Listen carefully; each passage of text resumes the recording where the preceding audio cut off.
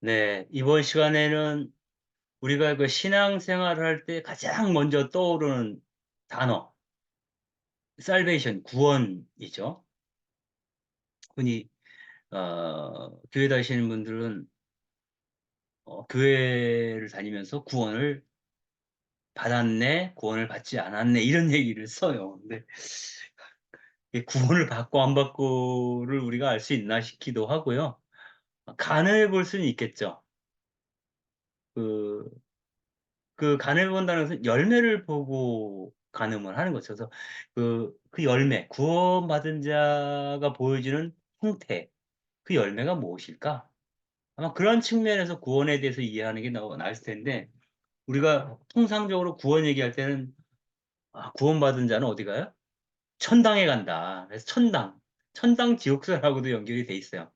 아마 그 천당 지옥설은 지난번에 한번 잠깐 얘기를 했던 기억이 납니다. 그래서 오늘은 구원이라는 말, 그 자체를 어떻게 이해해야 될까? 이 얘기를 좀 여러분들하고 나눠보도록 하겠습니다. 보통 우리가 종교라고 했을 때 모든 종교의 궁극적인 목적, 즉 우리가 신앙생활을 하는 궁극적인 목적은 영생을 얻기 위한 것이다. 영원한 구원을 받기 위한 것이다. 결국은 천국에 가려고 하는 것이다. 뭐 이렇게 이해되고 있죠. 보통 통상적으로 영생을 얻는다. 천국에 간다. 라고 했을 때 우리는, 나는 구원받았어. 하곤 나는 구원의 티켓을 끊었어. 라고 이야기할 수도 있겠죠. 그래서 통상적으로 구원 그러면 죄로부터의 구원을 얘기를 해요. 그래서 죄 많은 인생이 구원을 받아서 그 죄를 씻고 어디로 가요? 천국으로 간다. 이것을 통상 구원받음이라고 이야기하는 어떤 생각들, 이런 것들이 우리에게 무의식 안에 많이 잠겨져 있어요. 그런데 그 구약 선서 전체를 볼 때, 그리고 복음서 내용의 대부분을 볼 때 내세에 대한 관념이 별로 없어요. 그래서 천국 그러면 이제 죽은 다음에 가는 내세를 뜻하는 거잖아요. 이승 아닌 저승. 그 저승에 내세가 있다는 거예요. 죽음이라는 문을 닫고 죽음이라는 문을 열고 밖으로 나가면 내세라고 하는 새로운 세계가 펼쳐질 건데, 그 내세가 천국일 수도 있고 어떤 사람에게는 지옥일 수도 있겠다. 근데 지옥에 안 떨어지고 천국에 가는 이유는 내 죄를 모두 용서받았기 때문이다. 이런 생각들을 하고 있어요. 그러나 성경에 창세기, 탈출기, 예언서, 성문서 그 어디에도 이스라엘 사람들에게는 내세에 대한 개념이 없다라고 하는 거예요. 다만 BC 165년경이니까 예수님 태어나기 한 150년 전부터 어떤 그 죽은 자의 부활 혹은 내세에 대한 막연한 어떤 언급들이 나오기 시작을 해요. 그 첫 번째 이야기가 다니엘서이죠. 다니엘서를 보면 이렇게 기록되어 있어요. 그때 내 백성의 보호자 미카엘 대제후 천사가 나서리라. 또한 나라가 생긴 이래 일찍이 없었던 재앙의 때가 오리라. 그때 내 백성은 책에 쓰인 이들은 모두 구원을 받으리라. 또 땅 먼지 속에 잠든 사람들 가운데에서 많은 이가 깨어나 어떤 이들은 영원한 생명을 얻고 어떤 이는 수치를 영원한 치욕을 받으리라. 그러나 현명한 이들은 창공의 광채처럼 많은 이들을 정의로 이끈 이들은 별처럼 영원히 영원 무궁히 빛나리라. 그래서 죽은 이들이 되살아날 것이다라는 얘기를 해요. 그래서 그 되살아나는 이들은 영원한 생명을 얻을 것이라고 얘기하는데, 이들이 되살아나는 그곳이 저승이라는 표현은 없어요.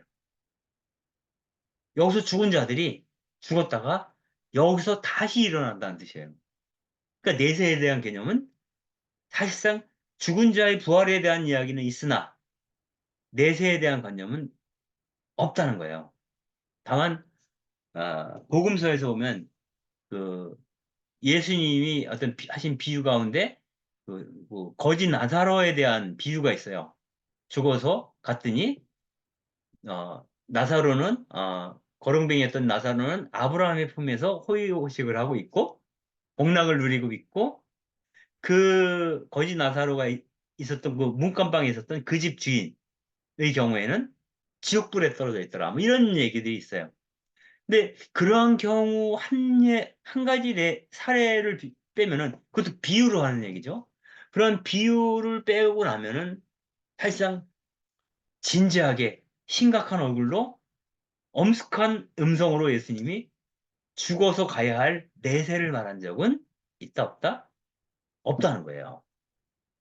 그래서 그 내세에 대한 관념은 이스라엘 전통과 그리스도교 전통 안에서 중심 자리를 차지하기가 어렵다라고 하는 것을 얘기해 볼 수 있어요. 그러나 사람들은 여러 가지 이유로 내세가 필요했던 것 같아요. 사는 게 너무 지옥 같아. 죽어서라도 천국에 가고자 하는 열망을 갖게 되겠죠. 그래서 이 열망을 교회가 담아내지 못한다면 그 교회가 발전할까요? 발전할 수 없을까요? 사람들에게 설득력을 가질 수 없겠죠.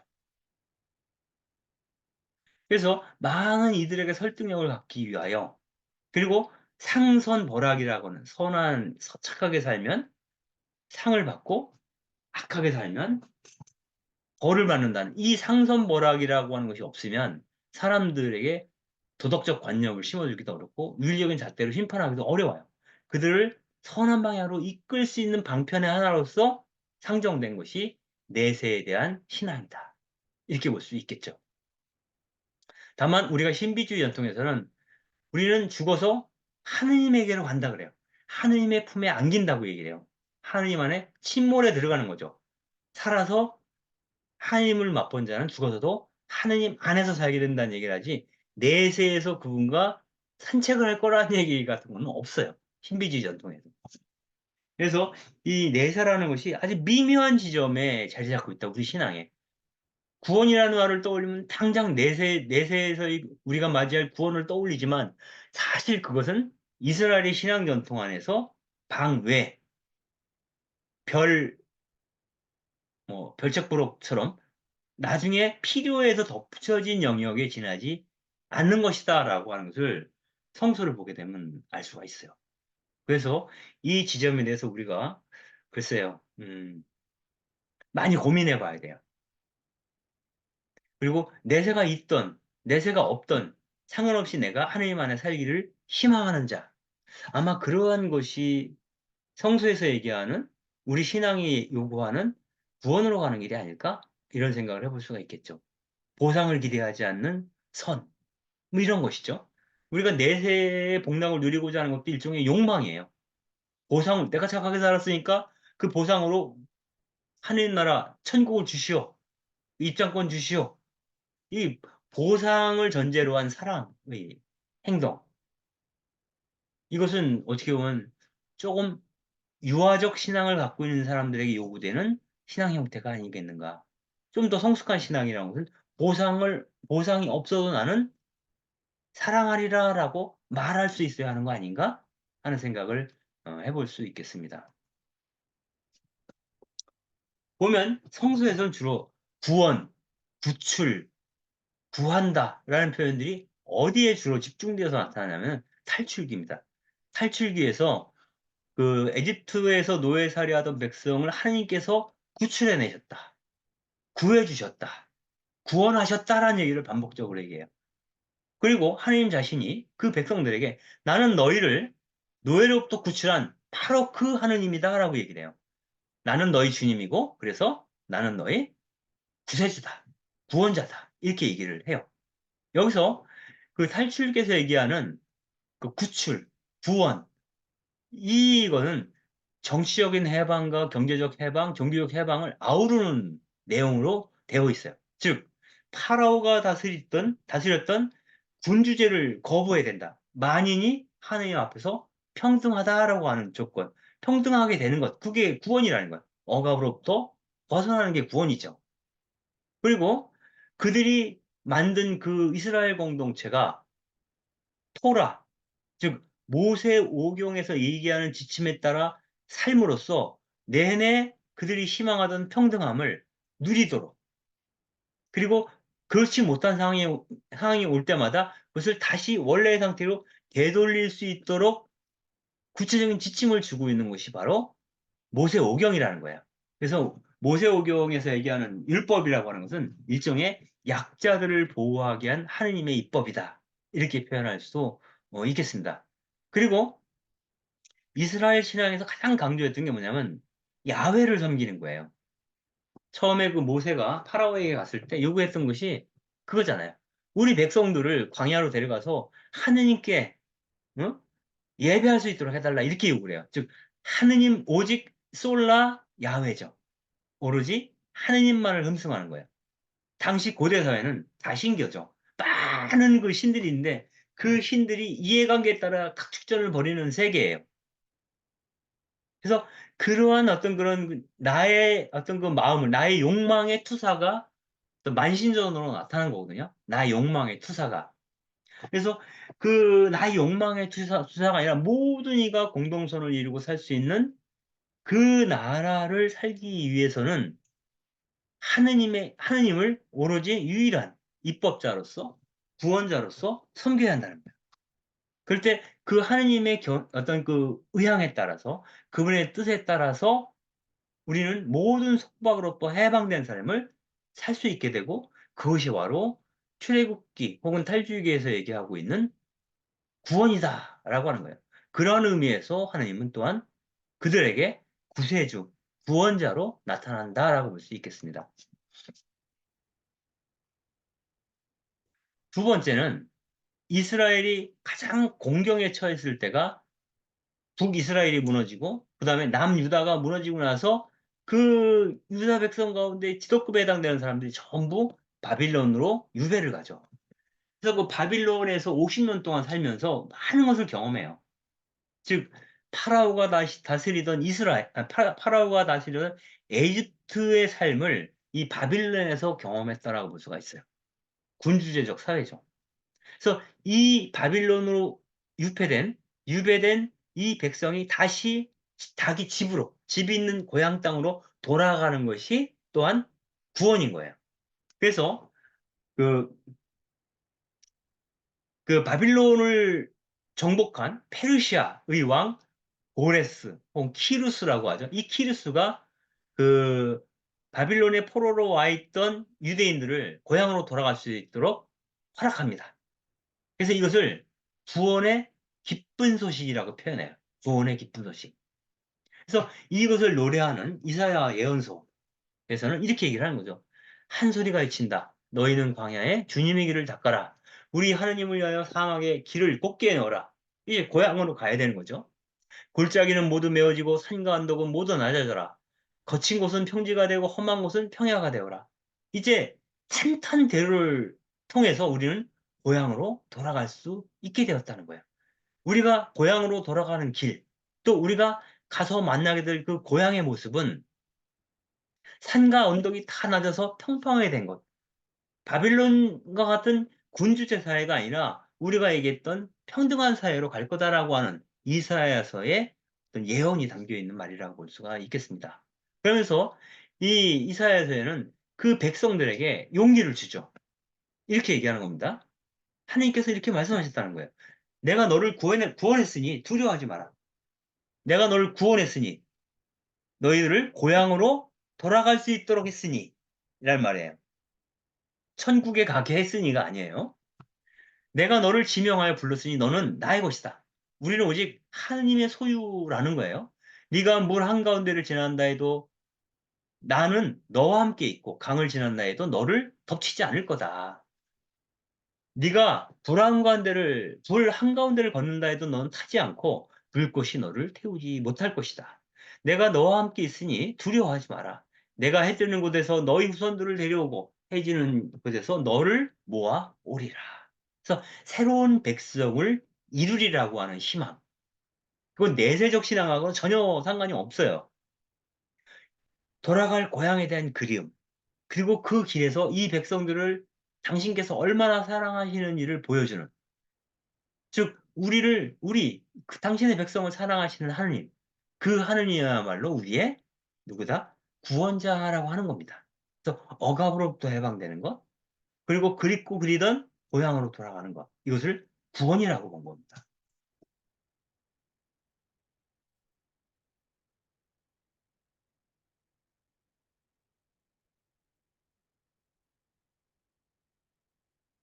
또 그 구약성서에서는 어떤 위험으로부터 구출되는 건 역시 구원으로 본 거예요.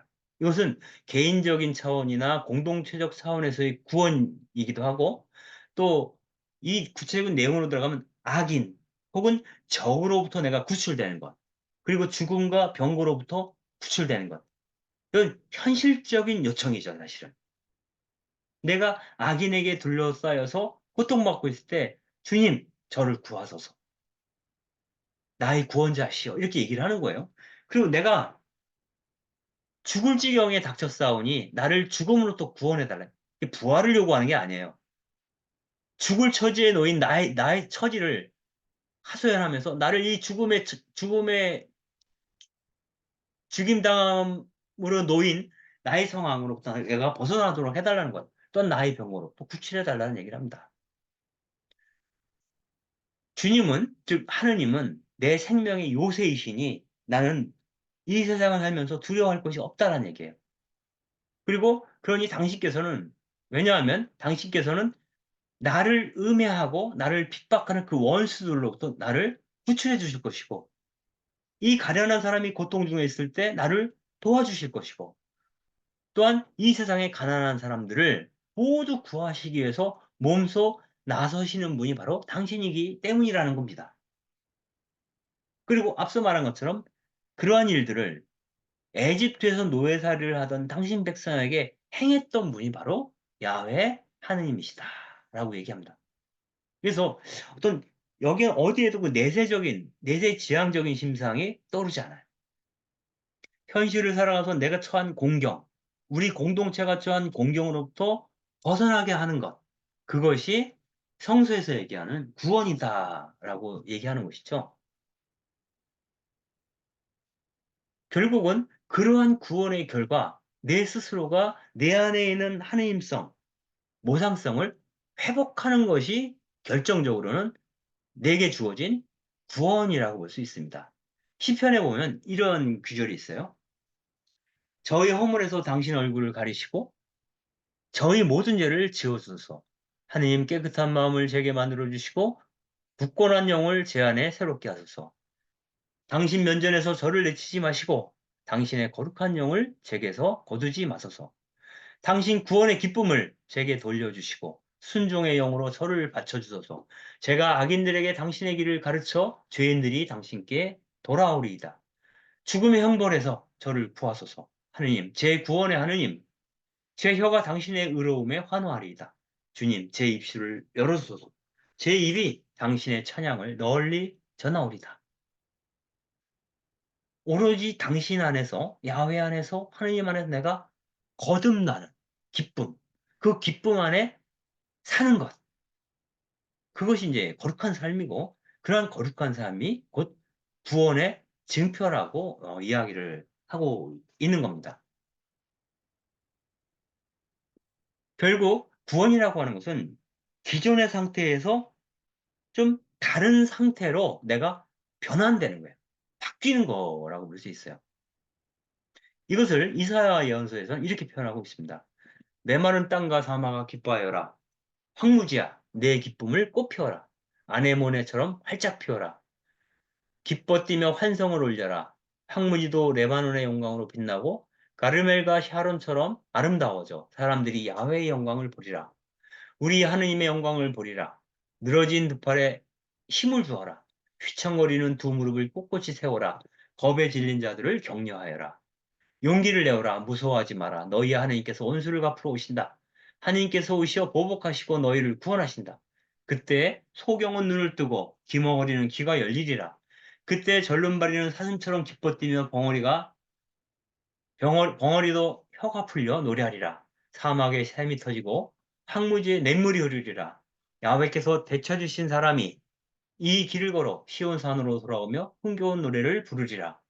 그들의 머리 위에선 끝없는 행복이 활짝 피어나고 온몸은 기쁨과 즐거움에 젖어 아픔과 한숨은 간데없이 쓰러지리라. 즉 아픔과 한숨의 상태에 있는 내가 기쁨과 즐거움을 누리게 되는 상태로 변환되는 것이죠.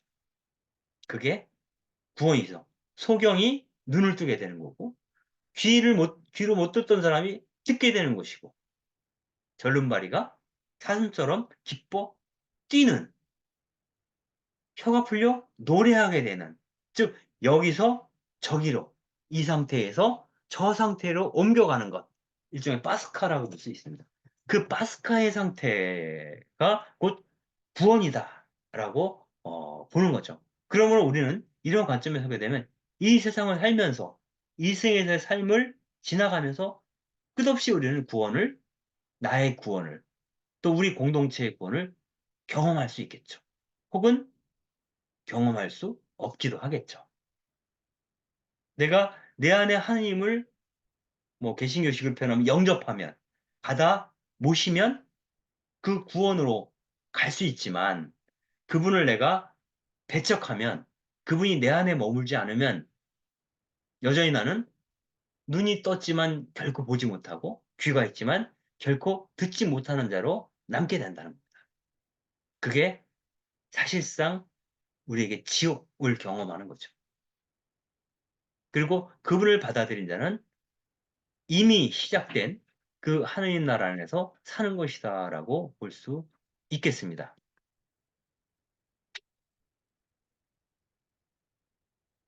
여기서 개인적 구원과 사회적 구원이라는 두 가지 차원으로 나눠서 좀 더 구체적으로 이야기를 해보겠습니다.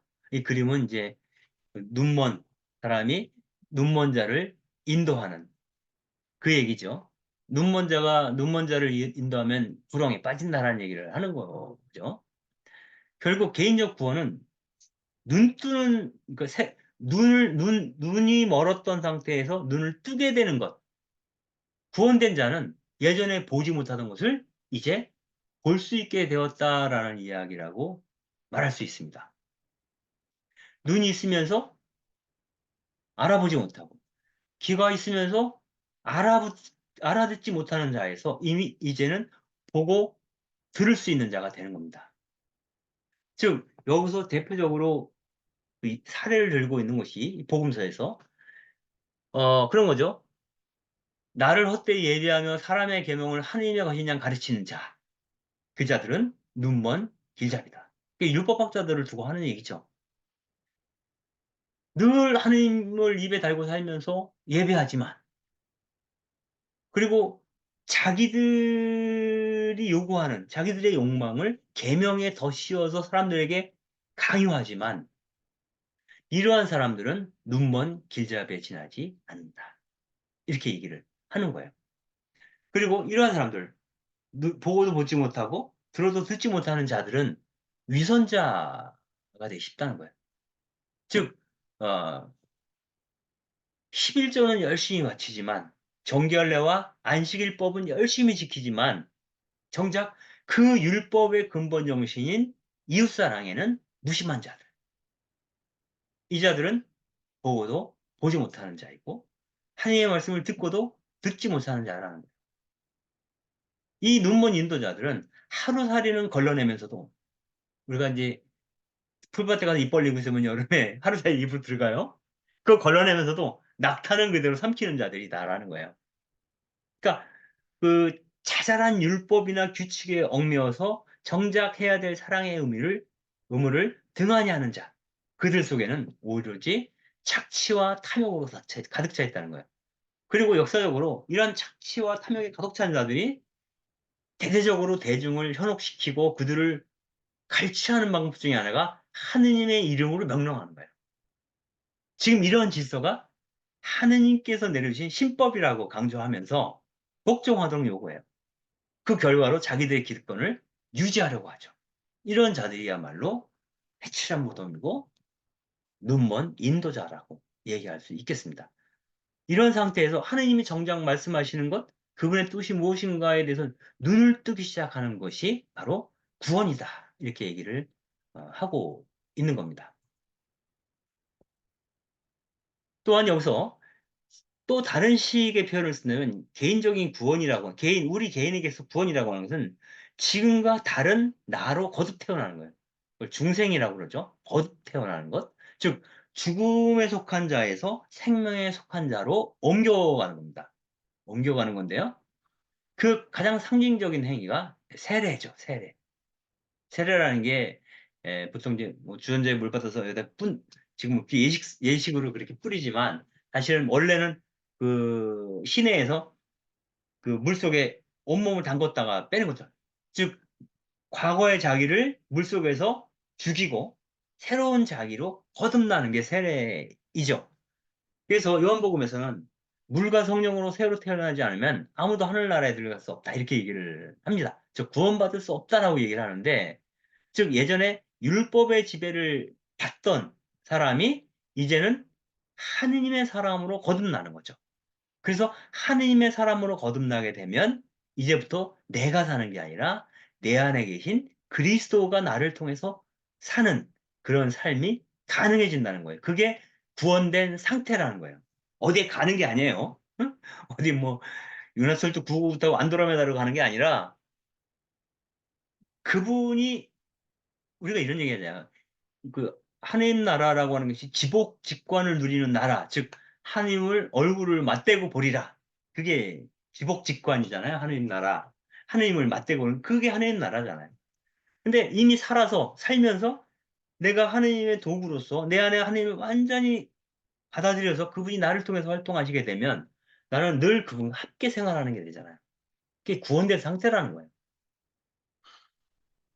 그리고 여기에 그 선입관이나 계급으로부터 이탈하는 것이다. 세례의 의미는 이렇게 표현했는데요. 그건 그런 거예요.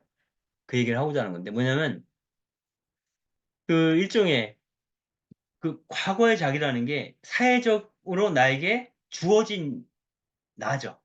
내가 정말 부잣집에서 태어나서 뭐 이른바 귀족 가문의 자제로 태어나서 그렇게 살고 있고 그들의 어떤 그 감수성, 그들의 시선, 그들의 관점, 그들의 입장을 공유하고 있다가 세례를 받고 나서 예수님을 알고 나서 하느님을 만나게 되면서 기존에 갖고 있던 모든 선입관과 관습과 관행과 관점과 입장과 계급적 이해를 떠날 수 있게 되는 거예요.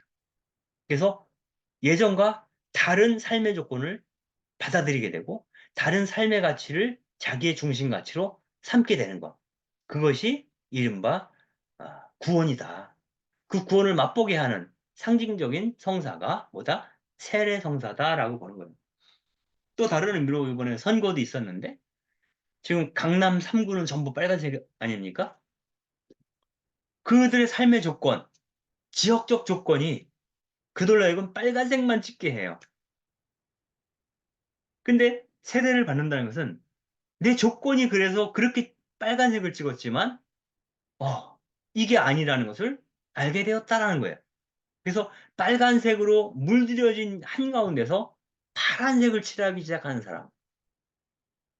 자기 신의 계급적 이해관계에 상관없이 가난한 사람들에게 어떤 것이 기쁜 소식일지를 자기 삶의 판단 기준으로 삼아 살기 시작할 때 그 사람과 함께 예수님이 현존하시죠.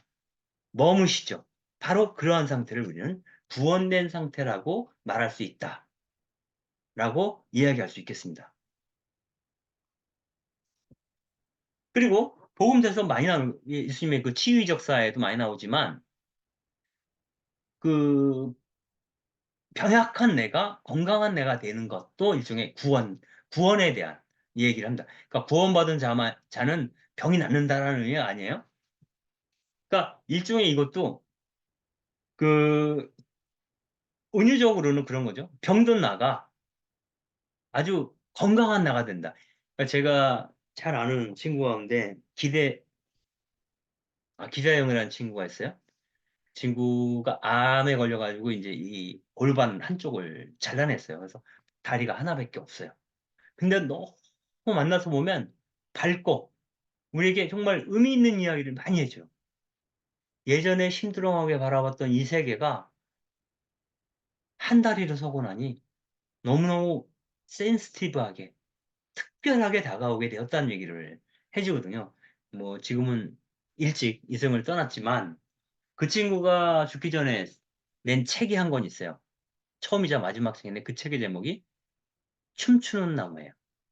나무를 보면 나무가 둥치가 하나잖아요. 이렇게. 근데 이파리들이 막 춤을 추고 있죠.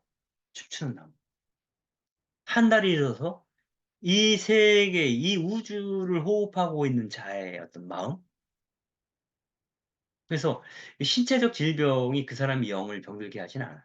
그래서 신체적 질병과 상관없이 영적으로 아주 건강하고 생생하게 삶을 누리고 있는 자. 그런 사람들이야말로 구원된 자라고 볼 수가 있겠죠. 원래 그 살베이션이란 말이 구원인데 살브라는 말이 상처에 바르는 연고라는 뜻이래요. 그래서 병든 나가 건강한 나로 바뀌는 것. 이것도 구원된 상태를 얘기하는 것이고 그리고 어떻게 살아가지? 이 삶의 과정에서 뭐 이 만만치 않은 삶, 녹록하지 않은 삶에 대해서 두려움이 있잖아요. 그런데 자신의 미래에 대해서 두려움 대신 영적인 확신으로 자신의 미래를 맞이할 준비가 되어 있다면 그 사람은 구원된 사람이라고 볼 수 있겠죠? 이를테면 그거예요. 통상 너의 10년을 생각해서 계획해서 올해까지 뭐 하고 뭐 하고 뭐 하고 뭐 해서 뭐 여태까지 뭐 연금을 들어가지고 노후 생활은 어떻게 하고 이런 뭐쭉 계획을 세워서 사는 사람도 있어요.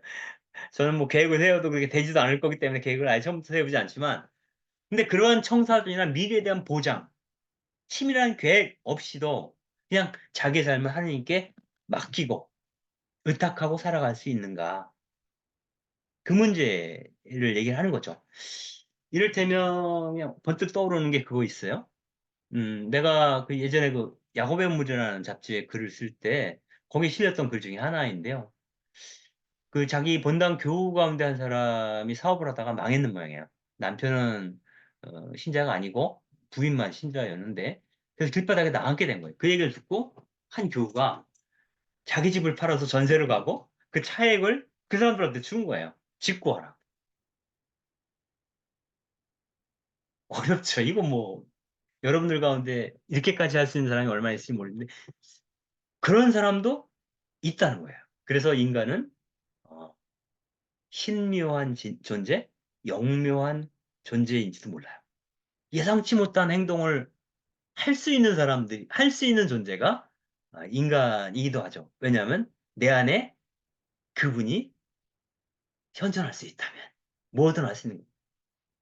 그래서 내일 걱정은 내일 맡기라고, 내일에 맡기라고 예수님이 그 산상설교에서 이야기를 하고 있죠. 그 말을 고지것대로 믿는 사람이 얼마나 되겠어요? 아마도 그 말을 고지곳대로 믿었던 사람들이 바로 아시시 프란치스코라든가 류라 이냐시오라든가 이런 성인들이 몰라요. 그분께 자기의 전 존재를 맡길 수 있는 자, 그리고 그분이 나를 통해 살도록 허락하는 자, 그 자가 바로 구원된 자 이렇게 얘기할 수 있겠죠.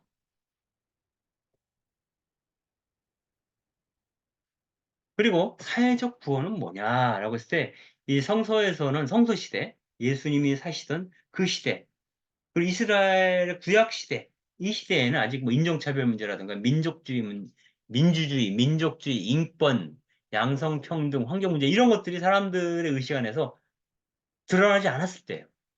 그때 복음서를 보게 되면 혹은 구약 성서의 모세 오경을 보게 되면 주로 나오는 게 경제 문제예요.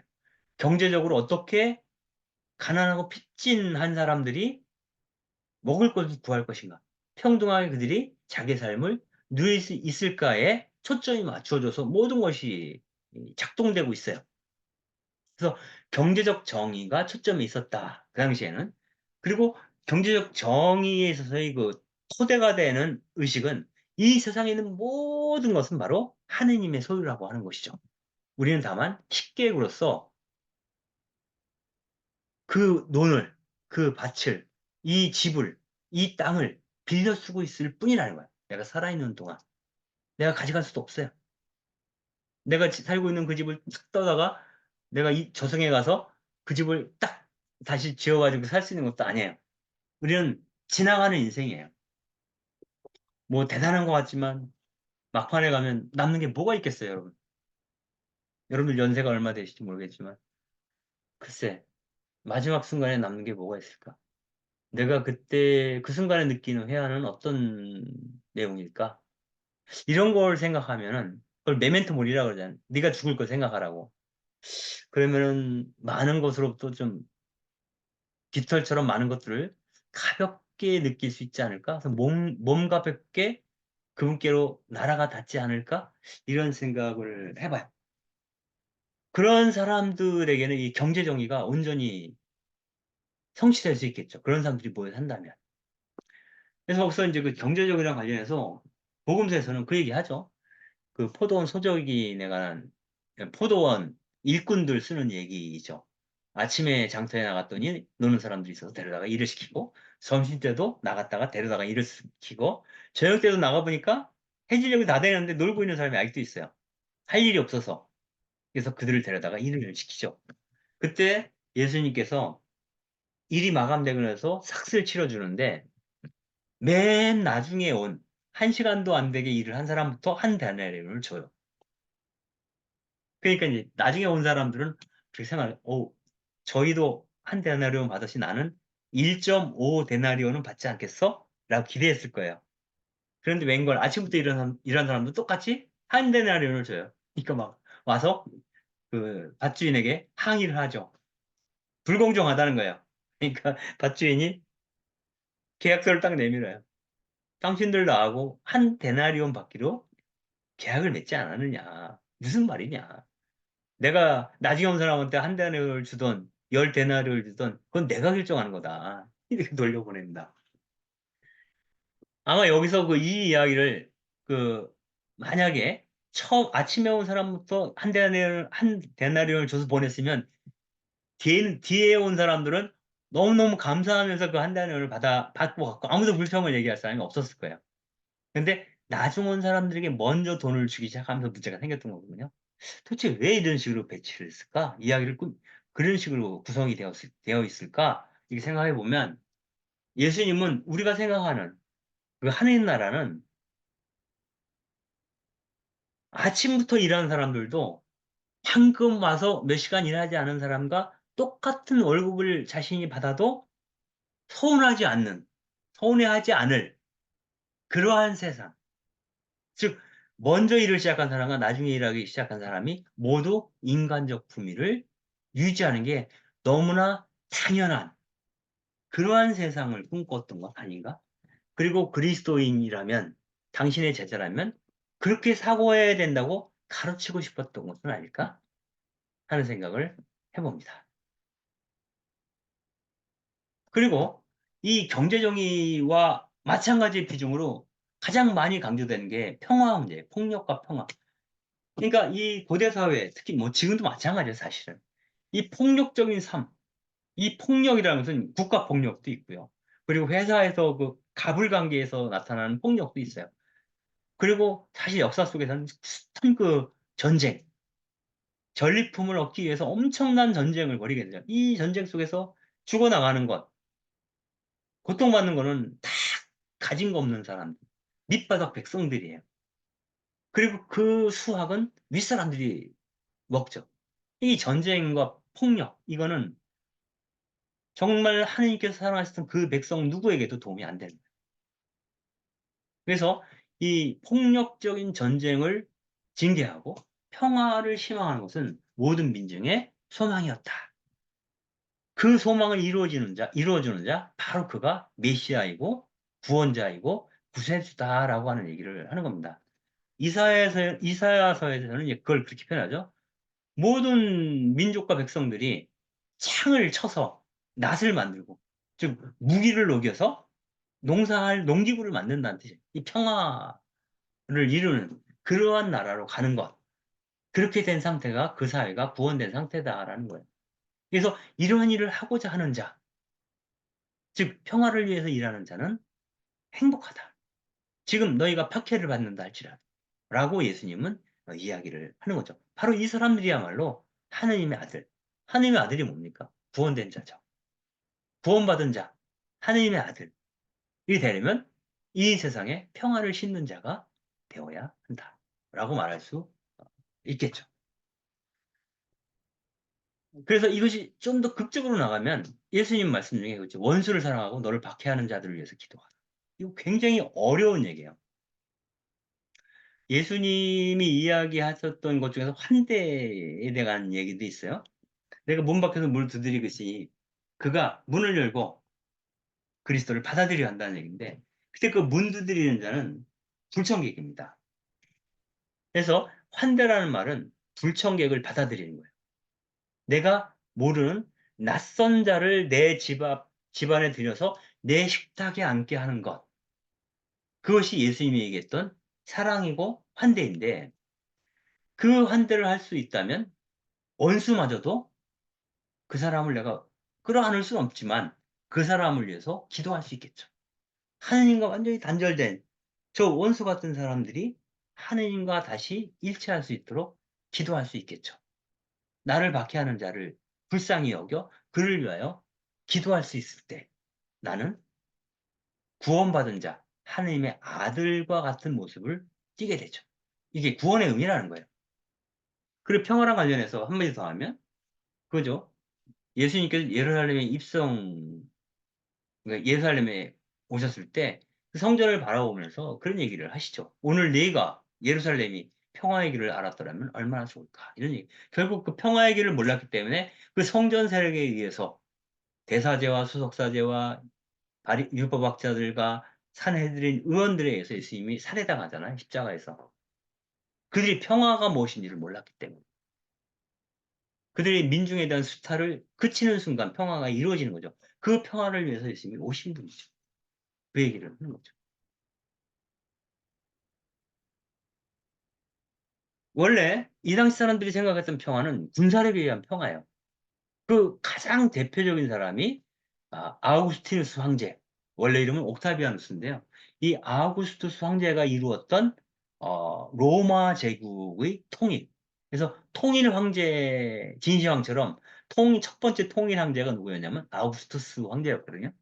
그래서 이 아우구스투스 황제로 인해서 내전이 그치고 이제 평화가 왔다라는 의미로 그 소아시아, 지금의 튀르키예죠. 튀르키예 도시연맹의 하나인 그 프리엔에 그 이 아우구스투스 황제의 업적을 기르는 비문이 있는데, 이 비문에서 뭐라고 얘기하냐면 아우구스투스 황제를 구세주라고 표현해요. 신은 우리와 우리 자손을 위해 구세주를 보내줬다.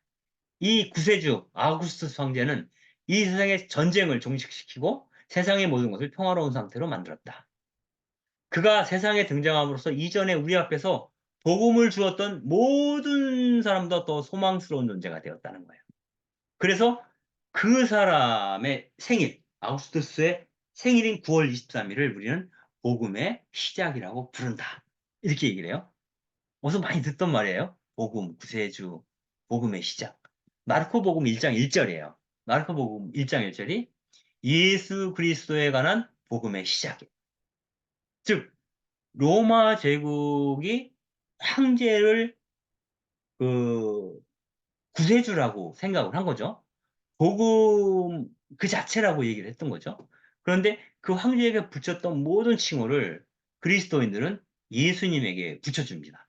보잘것없는 로마 제국의 군병들에 의해서 십자가에 달려 죽은 그 죄수로 죽은 그 사람을 그리스도인들은 황제의 반열로 올려놓는 겁니다. 그래서 초기 그리스도인들이 박해를 받게 되는 거죠. 예수 그리스도에 의한 복음의 시작. 복음은 어디서 시작되냐면 황제로부터 시작되는 것이 아니라 바로 예수 그리스도로부터 그 복음이 시작된다. 진짜 기쁜 소식은 가난한 이들, 억눌린 자들, 주변화된, 배제된 그 사람들에게 기쁜 소식이 바로 복음이에요. 그리스도인들이 생각하는. 그러나 이들에게 복음인 것은 사실상 성전 세력과 로마 제국에는 안 좋은 소식, 흉음이 되는 거죠. 그래서 우리는 복음에 대해서 얘기할 때, 구원에 대해서 얘기할 때 내가 누구에게 기쁜 소식으로 다가가는가를 살펴야 돼요. 내가 구원된 자라면, 하느님께 속한 자라면, 하느님의 아들이 되고자 한다면 그분이 사랑하셨던 그 백성, 가난한 자들에게 기쁜 소식이 되어서 달려가야 한다라는 거죠. 그럴 때 우리는 우리의 몸을 통해서 우리의 구원을 드러낼 수 있게 된다라는 얘기입니다. 이것이 이제 극적으로 예수님이 표현한 것 중에 하나가 예수님이 예루살렘에 처음 입성할 때의 모습에서 나타나죠. 어린 나귀를 타고 겸손하게 입성을 하죠. 어린 나귀를 탔다는 것은 말에 탄 것처럼 위에서 내려다보면서 백성을 위압하는 그러한 군주로서의 메시아가 아니라 그들과 함께 호흡하며 친구처럼, 동료처럼 이야기를 나누며 잔잔하게 성전으로 들어가시는 예수를 보여줍니다. 이러한 예수의 모습은 스가랴 예언서에 예언된 그러한 예수의 어떤 메시아의 모습을 드러내고 있어요. 그 스가랴서에서는 그렇게 얘기를 하는 거죠. 우리들에게 그 구세주는 어린 나귀를 타고 올 거고, 이 구세주는 에브라임에서 병거를, 예루살렘에서 군마를 다 없애버리고 그 활을 꺾어 그 모든 민족에 평화를 선포하러 오시는 분이다. 그리고 그분의 통치가 바다에서 바다까지, 강에서 땅끝까지 이를 거다. 이렇게 얘기를 합니다. 이러한 그 메시아는 어느 누구도 적으로 삼아, 원수로 삼아 꺾어트림으로써 그 승리를 통해서 만족감을 느끼시는 예수, 그리스 구세주가 아니라는 거예요. 그는 당신의 몸에 못을 박아 이 세상의 구원을 가져오기로 마음먹은 자. 즉, 나에게 못을 치을지언정 타인의 가슴에 못을 치지 않는 자. 즉, 무력을 통해서 이루는 평화가 아니라 무력함을 통한, 선의를 통한, 복음적인 삶을 통한 평화를 성취하고자 오시는 분. 바로 그분이 예수님 그리스도 혹은 메시아라고 하는 거죠. 그래서 우리에게 구원이라는 것은 바로 그리스도가 혹은 예수님이 혹은 그분의 아버님이신 하느님께서 내 안에 나를 도구로 삼아 내 몸을 통해서 일하시도록 허락된 상태. 그것이 바로 구원이라고 얘기할 수 있습니다.